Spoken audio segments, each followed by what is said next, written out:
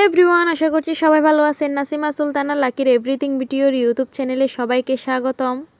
তো আশা করছি সবাই অনেক অনেক অনেক ভালো আছো। আজকে শেয়ার করব চিংড়ি মাছ দিয়ে ফল রান্নার রেসিপি। এটা হয়তো অনেকে ভাববেন এটা শসা না, এটা হচ্ছে ফল। আমরা ফল বলি, কে কী বলেন সেটা আমি জানি না। তো কে কী বলেন এটাকে সেটি অবশ্যই কমেন্টে জানাবেন। দেখতেই পাচ্ছেন ফলটাকে আমি খুব ভালো করে সাইজ করে কেটে নিয়েছি। দেখতে যে ফলের যে মাঝের একটা অংশ দেখতে পাচ্ছেন, এটা কিন্তু খাওয়া যাবে না, এটা টক। এটা যদি রান্না করি তাহলে টক হয়ে যাবে, এটা খাওয়া যাবে না, এটা ফেলে দিতে হবে। দেখতে পাচ্ছেন আমি ছুরি দিয়ে কিন্তু খুব ভালো করে কেটে একদম উঠিয়ে নিচ্ছি। ঠিক এরকম করে কেটে নেবেন। আর কে কে ফল দিয়ে চিংড়ি মাছ রান্না করে খান সেটা অবশ্যই জানাবেন। তো দেখতে পাচ্ছেন আমি কিভাবে ছাড়িয়ে নিচ্ছি, খুব ভালো করে কিন্তু উঠিয়ে নিয়েছি। ঠিক আপনারাও কিন্তু এভাবে উঠিয়ে ফেলবেন।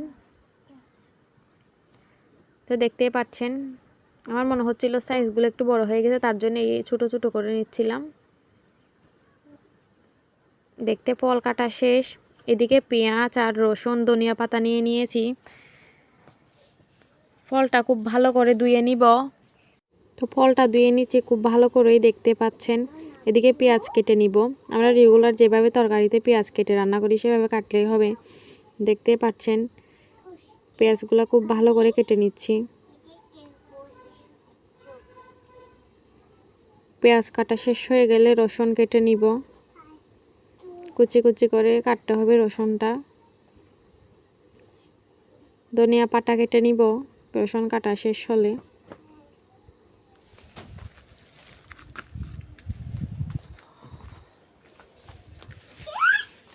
ধনিয়া পাতাও কাটাও শেষ। এদিকে চিংড়ি মাছ ধুয়ে নিচ্ছি।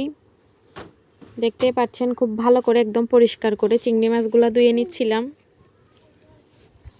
আমি চিংড়ি মাছগুলা ভেজে নেওয়ার জন্য পরিমাণ মতো হলুদ, পরিমাণ মতো ধনিয়ার গুঁড়া, লবণ সব কিছু দিয়ে ভালো করে মিক্সড করে নিচ্ছি। দেখতে পাচ্ছেন খুব ভালো করে কিন্তু মিক্সড করে নিচ্ছিলাম। মিক্সড করা শেষ, কড়াই বসিয়ে দিয়েছি। দিয়ে দিব পরিমাণ মতো তেল। চিংড়ি মাছগুলা দিয়ে দিব।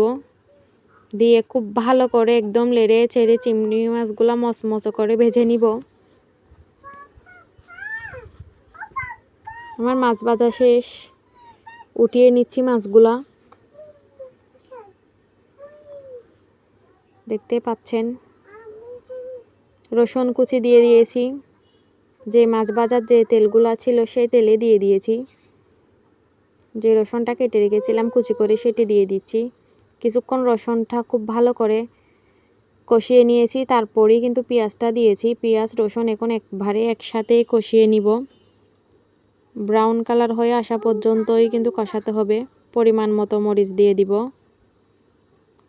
পরিমাণ মতো হলুদ দিয়ে দিব, পরিমাণ মতো ধনিয়ার গুঁড়া দিয়ে একটু হালকা পানি দিয়ে ভালো করে নেড়ে ছেড়ে কষিয়ে নিব।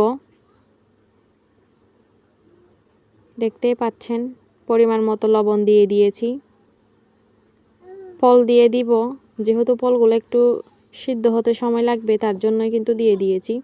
দিয়ে খুব ভালো করে নেড়ে ছেড়ে একদম মিক্সড করে নিচ্ছি। পরিমাণ মতো পানি দিয়ে দিয়েছি। ঢাকনা দিয়ে অনেকক্ষণ রান্না করার পরে দেখতেই পাচ্ছেন এখন পর্যন্ত কিন্তু সিদ্ধ হয়নি, আরও কিছুক্ষণ সিদ্ধ করতে হবে। তো নেড়ে ছেড়ে দিচ্ছিলাম। খুব ভালো করে নেড়ে ছেড়ে দিবেন। চুলার আঁচটা বাড়িয়ে রাখবেন। তো ভেজে রাখা চিংড়ি মাছগুলো দিয়ে দিচ্ছি, যাতে মাছের মশলাটা মাছের ভিতরে খুব তাড়াতাড়ি ঢুকে যায়। তো খুব ভালো করে দেখতেই পাচ্ছেন ফলের সাথে একদম নেড়ে ছেড়ে নিচ্ছিলাম।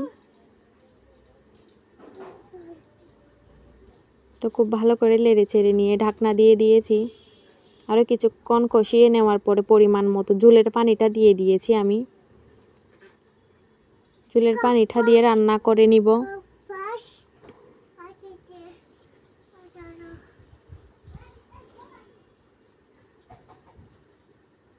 দেখতেই পাচ্ছেন ধৈর্য সহকারে কিন্তু রান্নাটা করতে হয়। আমরা মেয়ে মানুষ, আমরা সব কিছুই পারি।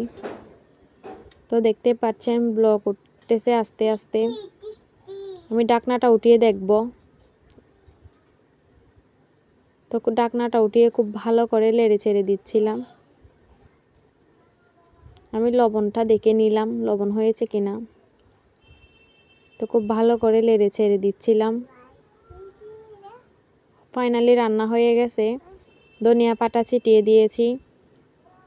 তো এভাবে কে কে ফল রান্না করে খান অবশ্যই আমাকে কমেন্ট করে জানাবেন। আশা করতেছি আজকের ভিডিও